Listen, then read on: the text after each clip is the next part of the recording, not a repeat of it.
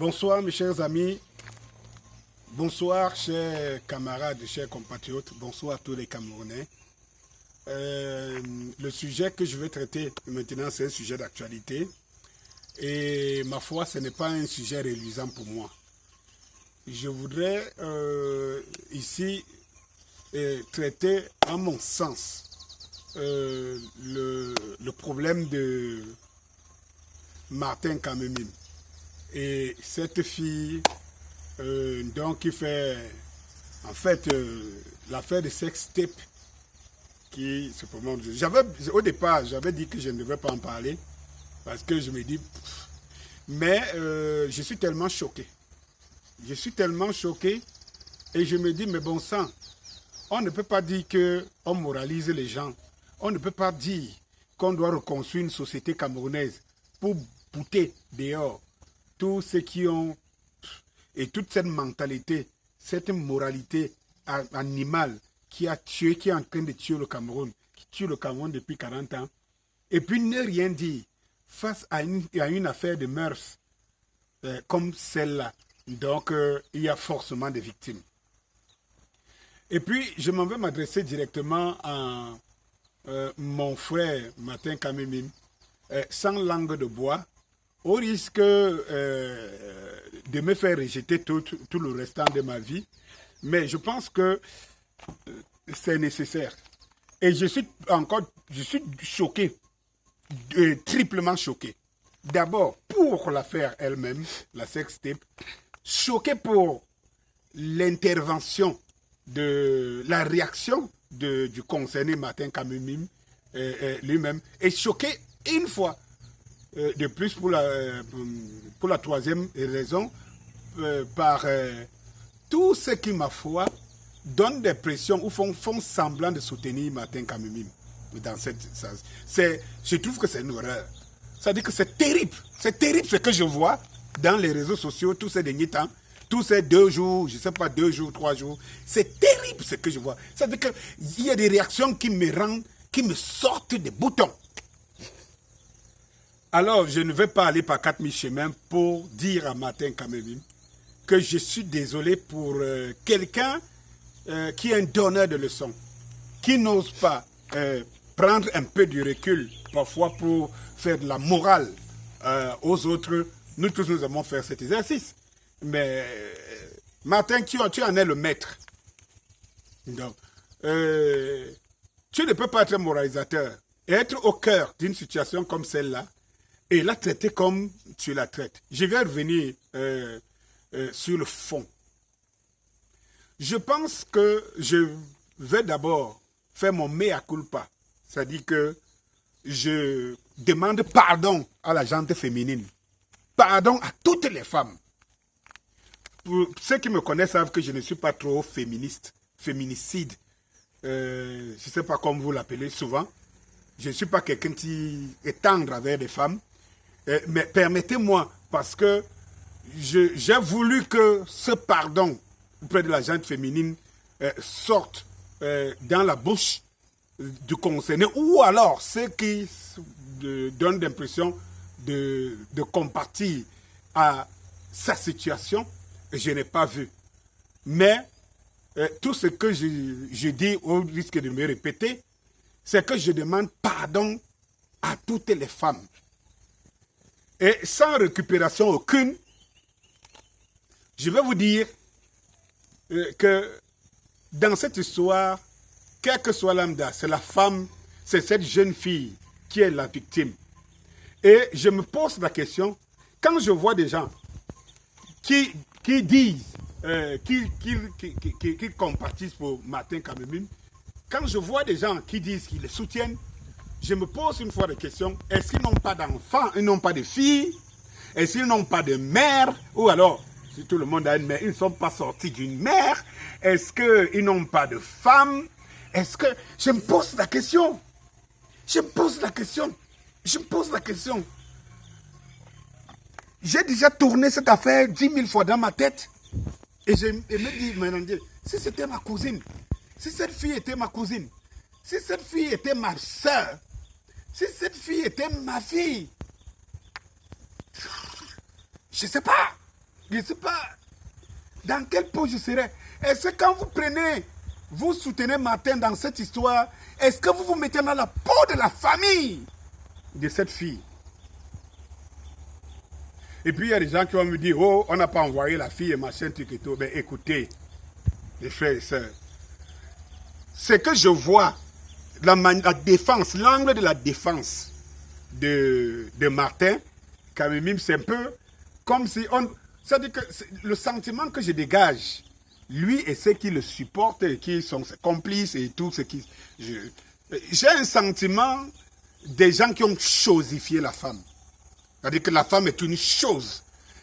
Puisque une femme est humiliée jusqu'à ce niveau, une femme est humiliée jusqu'à ce niveau, et ma foi, il y a des gens qui estiment qu'ils doivent apporter leur compassion à celui qui humilie la femme. Donc, ça, en fait, c'est qu'elles sont, ils s'expriment, ils s'éprouvent, ils essayent de nous faire comprendre qu'ils ressemblent à ça, qu'ils peuvent le faire. Donc, ils humilient la femme. Mais, mes frères, comment vous vous engager à humilier ce que vous aimez tant? C'est la question que je pose. Comment vous arrivez à chosifier ce qui vous fait, ce qui vous donne du plaisir, ce qui vous donne, ce qui vous excite tant? Je suis un homme. Tous les hommes ont déjà plus ou moins un jour fait ce qu'il ne faut pas faire. Mais moi, je vais vous dire une chose. Je parle pas de, je ne voudrais pas parler de moi, mais permettez-moi de vous dire, j'aime les femmes. J'aime les femmes. Vous voyez ce que j'ai au doigt? C'est une femme qui est à la maison. Et quand je parle, je sais que ma femme, elle écoute, elle regarde, elle va regarder cette vidéo. J'ai une femme et j'aime les femmes. Mais s'il te plaît de grâce, tu ne peux pas chosifier ce que tu aimes. Vous ne pouvez pas faire ça. Je ne peux pas vous permettre de faire ça. Je ne peux pas permettre à Martin Kamemim de faire ça. C'est terrible. Je dis, je demande encore pardon à la jeune féminine. Et je profite ici, je m'en vais vous dire que je crois que cette fille est en danger. Cette fille est en danger parce que peut-être qu'elle se souvient encore de certaines choses, mais elle connaît comment elle est arrivée dans ce bureau X.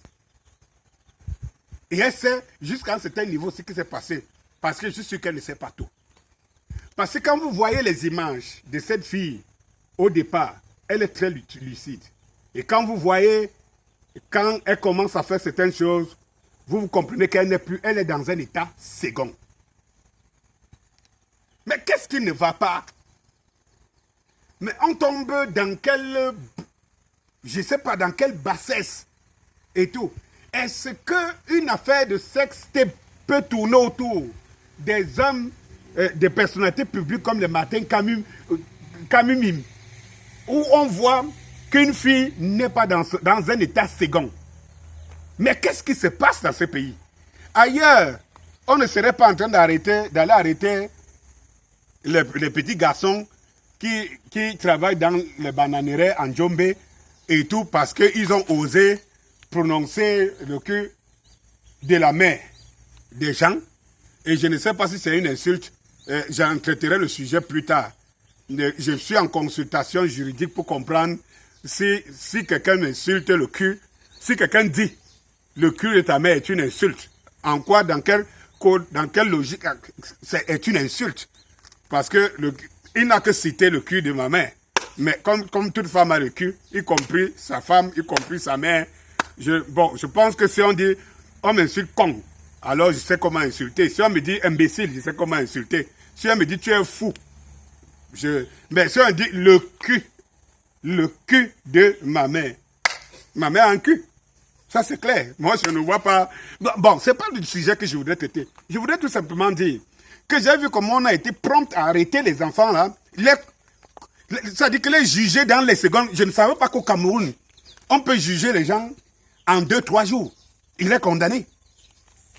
Et quand il y a des affaires qui pendent des affaires qui engagent toute la nation, On attend des dizaines d'années, on n'a pas de résultats. Et quand je pense que tous ces clans, que ce soit le matin, et tous ceux que je vois qui envoient ce soutien, c'est la majorité de ces gens-là, c'est des gens qui ne s'intéressent jamais, qui ne se prononcent jamais sur les affaires de ce pays. Quand on tue les enfants en Gabourg, quand on m'achète, on n'entend jamais ceux-là se prononcer. Mais on les entend se prononcer parce qu'il faut soutenir un de leurs matin. Vous n'êtes pas les seuls à avoir, je ne sais pas, des exercices sexuels. Vous n'êtes pas les seuls. Et tout. Mais comment vous pouvez arriver à chosifier une chose pareille, un truc pareil? Mais ce que je vais vous dire, cette fille, je pense qu'il faut protéger cette fille parce que, premièrement, quand je lui dis, la fille est la victime, et quel que soit lambda, même une prostituée, même les prostituées, une prostituée ne peut pas accepter qu'on fasse des images parce qu'il faut aller interroger cette fille. J'admets même, admettons même que ce soit une prostituée. Je ne suis pas sûr que si on va interroger cette fille, qu'il y a des éléments qui montrent qu'elle a autorisé qu'on la filme et qu'on projette, on mette son image à Mondovision. Je ne suis pas sûr. Donc, ceux qui l'ont fait sont des gens qui sont potentiellement faits pour être traduits en justice.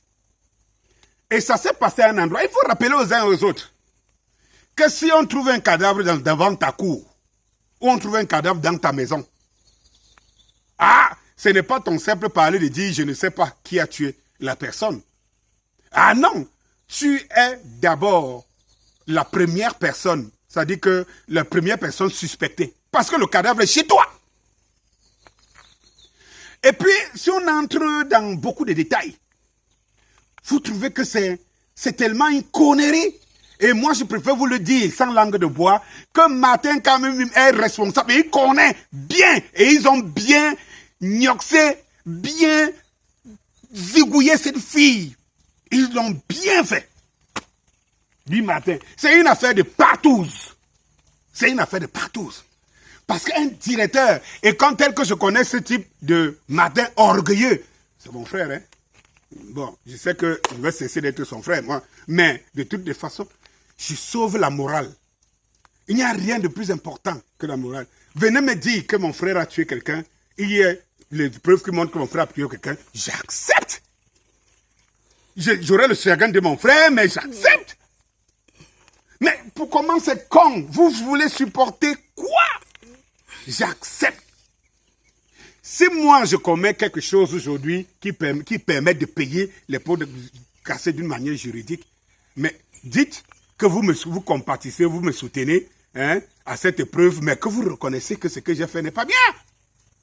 Mais ce type est encore tellement arrogant, il est tellement imbu de sa personne, parce qu'il faut le dire, imbu de sa personne, que la première fois il dit qu'il a reçu les gens et que ce couple est venu lui proposer les affaires pour augmenter son... Je ne sais pas, vous avez suivi les mots qu'il avait employés.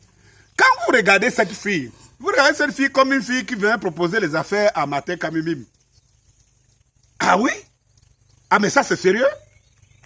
Et que le directeur, il se retrouve seul dans son bureau. À cette heure-là, on peut l'imaginer. Parce que quand vous regardez l'image où la fille est derrière la moto en train de rentrer, vous comprenez qu'il faisait déjà, le jour s'abattait. Déjà. Donc, eh bien, quand on regarde ça, avec une bouteille de whisky sur la table, eh bien, avec les photos, les posters et tout, il y a tout qui montre que cet homme est un prédateur sexuel. Oui, il était un prédateur sexuel. Puisque les témoignages, les multiples témoignages. Moi, j'étais assis ce jour-là, le jour où c'est sorti. À l'heure où c'est sorti, j'étais accompagné des collègues de ce matin, de beaucoup de collègues journalistes. Et on était assis quelque part et tout. Et en regardant tout ça, on a trouvé que c'était une connerie. Et que là, c'était très mal barré. Ils ont décidé que personne n'en parlait. Cela. je ne vais pas les citer, mais ils me suivent. Ils ont dit que personne n'en parlait, ils ne veulent pas porter, mais que c'est une affaire trop sale, très sale. Tout montre que dans ce bureau, c'est un exercice qui se passe là-bas, c'est un bésodrome. Ce bureau de Martin Camus est un bésodrome. Et puis, voilà quelqu'un qui est au cœur d'une action comme ça. Donc, il peut être intenté en justice. Parce que cette fille, c'est pour ça que je demande qu'on protège cette fille. Cette fille est en danger. On ne sait pas ce qui pourrait arriver. Est-ce que vous savez que cet acte peut condamner psychologiquement la famille, la famille de la fille, ses parents?